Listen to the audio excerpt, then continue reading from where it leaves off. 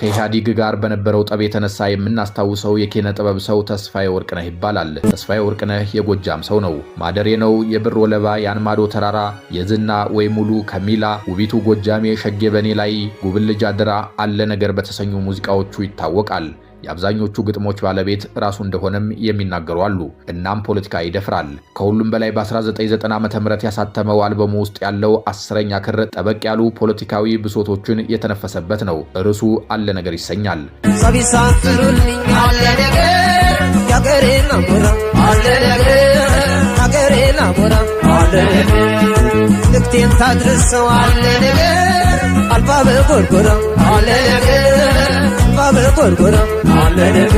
ፋሲል ደሞዝ ይህንን ርዕስ አዝማች እያደረገ አረሱት ላይ ዘፍኖታል።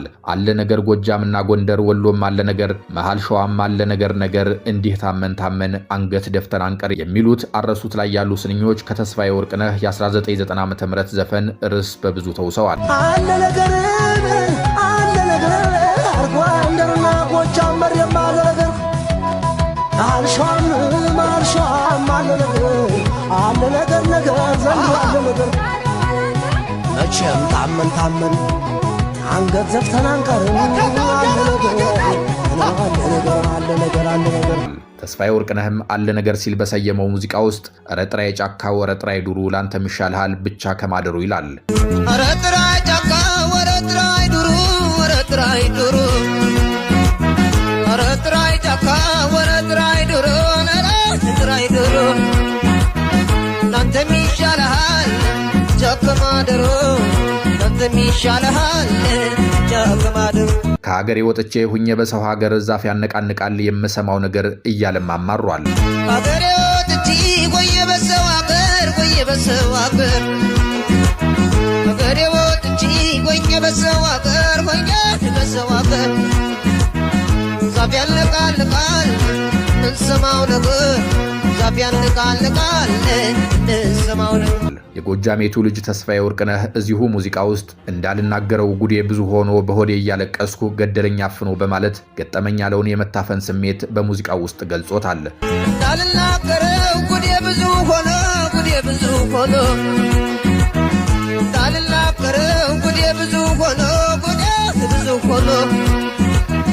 በሆዴ ያለው ጭስ ገደለኝ አፍኖ ሆዴ ያለው ጭስ ገደለኝ አፍኖ አክሎም ሆዴ ጭሶ የነደደ እንደሆን አመዱን ማፍሰሻው ስፍራው ወዴት ይሆን በማለት ጠይቋል። ሆዴ ጭሶ የነደደ እንደሆን ሆዴ ጭሶ የነደደ እንደሆን አመዱ ማፍሰሻው ስፍራው ወዴት ይሆን አመዱ ማፍሰሻው ስፍራው ወዴት ይሆን። ከዚያ በኋላ ግን ተስፋዬ ወርቅነህ የተባለ ፖለቲካዊ ጥበብ የማይፈራ ዘፋኝ እድሜው አልረዘመም። በግልጽ በማይታወቅ ሁኔታ ሞቷል። አድናቂዎቹ ግን ዛሬም ድረስ በፍቅር ያደምጡታል።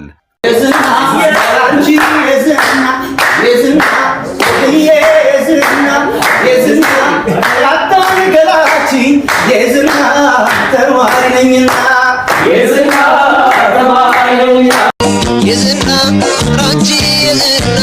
የዝና ወዲዬ የዝና ያጣ ገላጭ የዝና ተማሪ ነኝ ላይ